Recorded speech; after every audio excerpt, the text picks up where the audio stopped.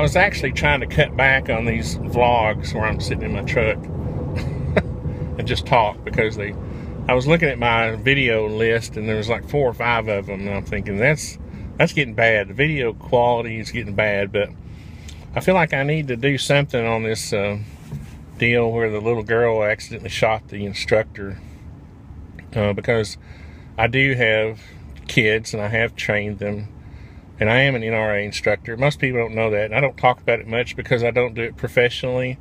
I never intended on becoming like a James Yeager. That was never a desire of mine. I did it. I took the student courses and the instructor courses so that I could work with scouts when Alex was in Boy Scouts.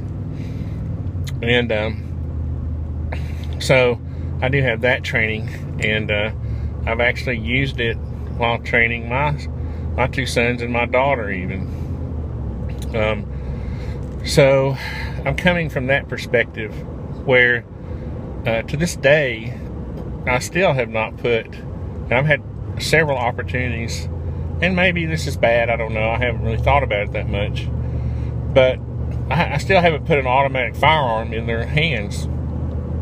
There's a reason that my plan for them included, Red Ryder BB guns, Crossman pellet rifles, Ruger 10/22.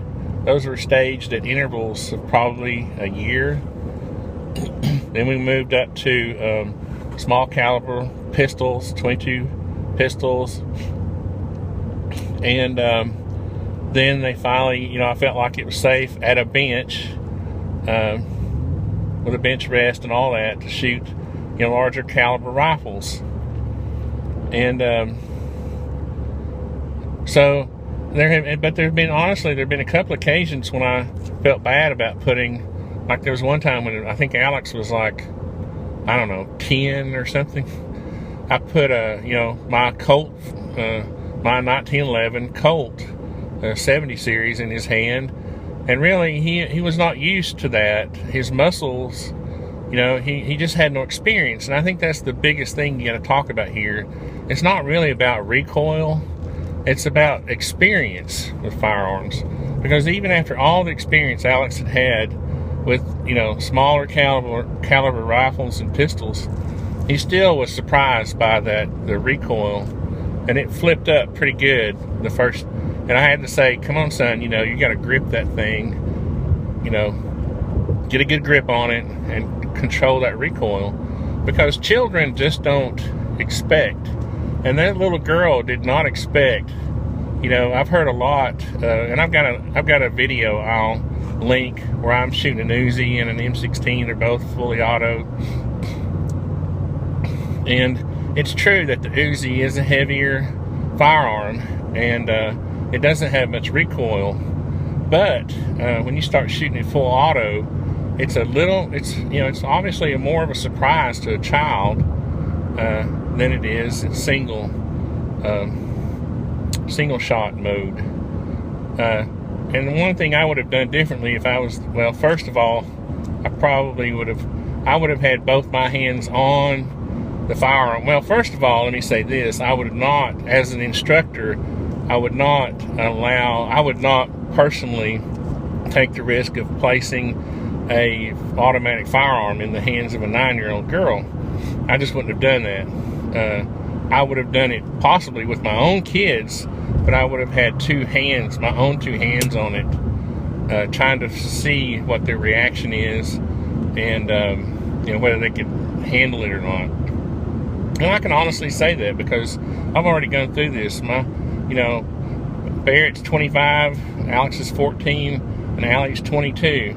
And they've been shooting ever since they were 7 and 8 years old, and Barrett even younger.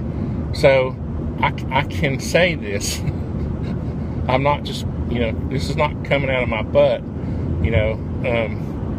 so it's a tragic thing all the way around, but it's a bigger tragedy for the little girl, because she has to, I was thinking about this last night.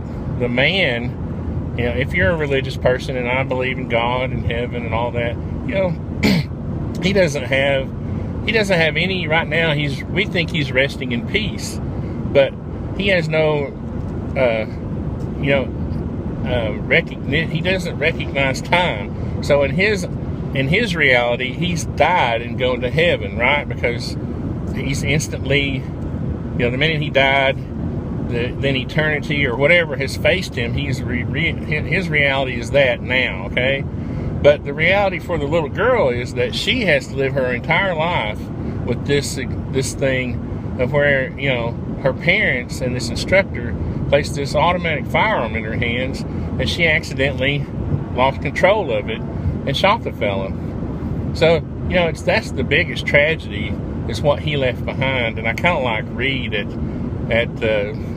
Tactical Response. His little tagline is, the lessons we learned are written on the tombstones of others. Well, in this case, that's exactly true. The lesson for this guy who's in the grave now, I shouldn't have handed the girl an Uzi. That's the lesson.